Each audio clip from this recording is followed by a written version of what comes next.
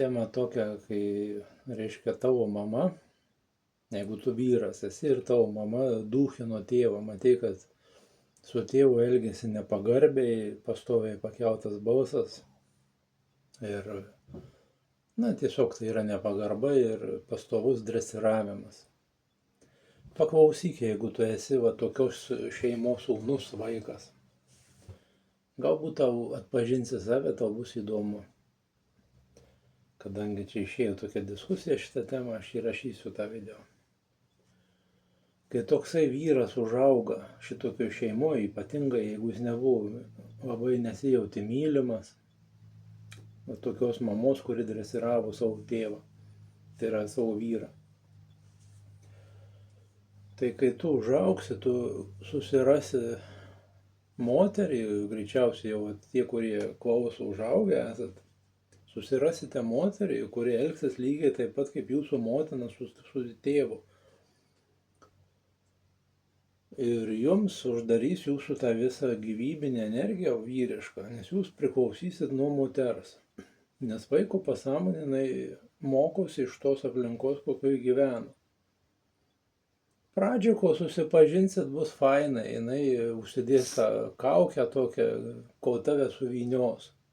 Kol tu neprisieksi, tavo pasąmonėje atsiras kontraktas, kad tu įsipareigoji dabar šitą gyvūną išlaikyti.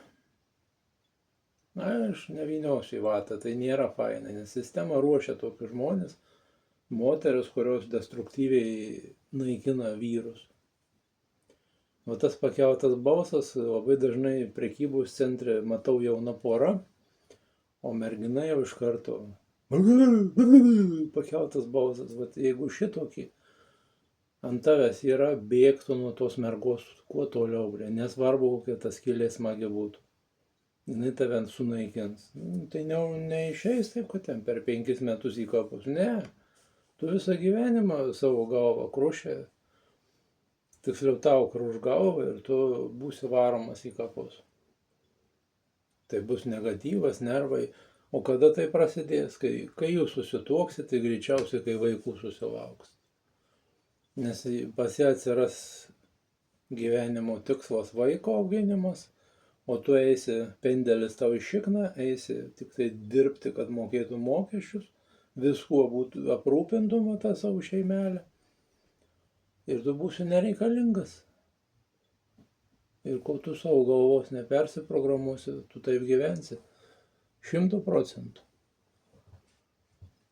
Netgi jūs negebėsit nusitraukti tos santuokos, negalėsit iš tų santykių išeiti. Kaip ir kiekviena sutartis, jinai pasąmoniai, žmogus prieš autoritetus padaro priesaiką į save įsileisti pasąmoniai, padaryti išvadą. Nėra labai sudėtinga, bet ją iškabinti iš savo galvos nėra taip lengva. Tai va. Norėsi keisti gyvenimą, pradėti pats. Čia bus nemažas procesas, ką tau reikės, pirmiausia, perprogramuos tave padaryti. Nesakau, kad tu ten turi bėgti iš tų santykių, bet kol tu nesusitvarkysi, jūs tam šablone gyvensit. Tai va, iki.